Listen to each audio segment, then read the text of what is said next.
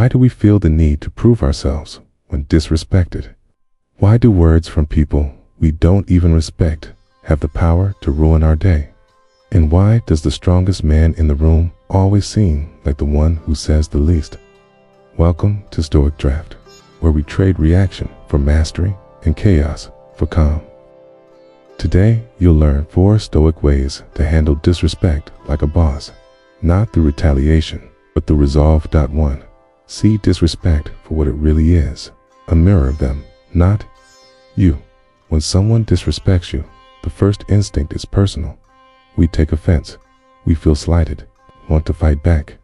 But the truth is, disrespect says more about the one giving it than the one receiving it.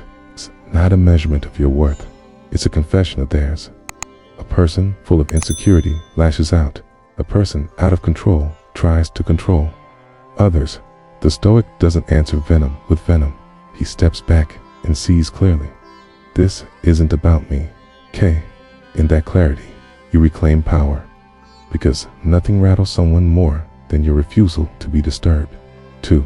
Control the only thing you truly own, your response. Marcus Aurelius said, "You have power over your mind, not outside events. You don't control what others say. You don't control their tone, their intent, or their ignorance. But you always control your next move. When disrespected, you stand at a crossroads. Do you react and let them lead, or do you respond and remain sovereign?" The Stoic path is not passivity, it's precision. A pause, a deep breath, a moment to ask, what outcome do I want? It's real power. It's not about suppressing anger.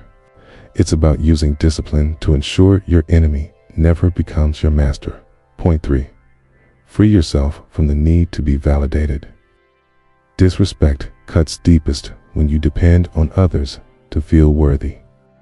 But when you've built your value internally, others can't take it away. Seneca said, "A man who is good and virtuous cannot be harmed by the opinions of others." If their words shake you, ask yourself, why do they still have access to your worth? When you stop seeking applause, you stop fearing rejection. When you stop craving validation, you stop fearing disrespect. That's when people realize they can't manipulate you and they start to fear your stillness. 4. Ask, what does this reveal about them, not me? Disrespect is often projection. A person in pain projects pain. A person in fear lashes out. Seneca said, "A wise man is indifferent to everything he cannot control." When you're insulted, mocked, or belittled, ask, what's broken in them that this is how they speak?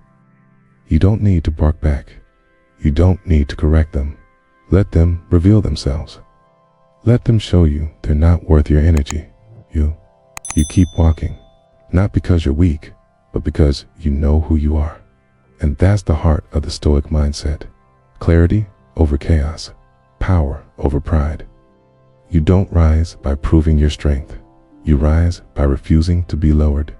Disrespect is inevitable. Being disturbed, that's optional. If this message resonated with you, pause, breathe, and act from strength. Like this video, share it with someone who's tired of overreacting, and subscribe to StoicDraft, where we turn insult into insight and emotion into mastery. Stay anchored, stay unmoved, stay stoic. The Stoics didn't believe in allowing every emotion to become a reaction. They believed in testing emotion against reason. So when someone disrespects you, don't ask how you feel. Ask what it serves. Does reacting give you power, or does it hand it over? Most people live on impulse. The Stoic lives on principle. Letting someone offend you is like letting them rearrange your mind without permission. You'd never hand a stranger your house keys, so why give them emotional access? Disrespect only enters where self-respect is absent. Guard that space, not by being cold, but by being composed. And remember, reputation can be harmed, but character cannot. What people say about you changes. What you are truly remains. It's the moment you realize that the words they use to cut you fall like dull blades. You don't flinch, not because you're numb, but because you've already outgrown the need to bleed for people who don't know you. Disrespect often tries to corner you, to lure you into a reaction, so your opponent can say, "See, you're just like me." But when you remain calm, when you rise above the bait, you deny them the satisfaction. That's not weakness. It's warfare of the highest kind, restraint. It's easy to pretend we don't care what others think, but the real power is not in pretending.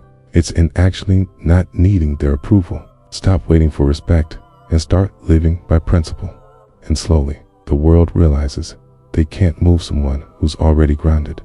Sometimes, the highest form of defense is disinterest. When someone tries to provoke you and you meet them with indifference, it forces them to confront their own irrelevance. That's why the Stoic doesn't fight every battle they win before it begins by simply not attending the war. There is a kind of power that makes people quiet when you enter a room, not because they fear you, but because they respect the way you carry yourself. It's not reactive, not defensive, just present, aware, and completely unmoved by small provocations. That is what true Stoic dignity looks like. It doesn't ask for peace, it brings it. It doesn't chase control, it radiates it.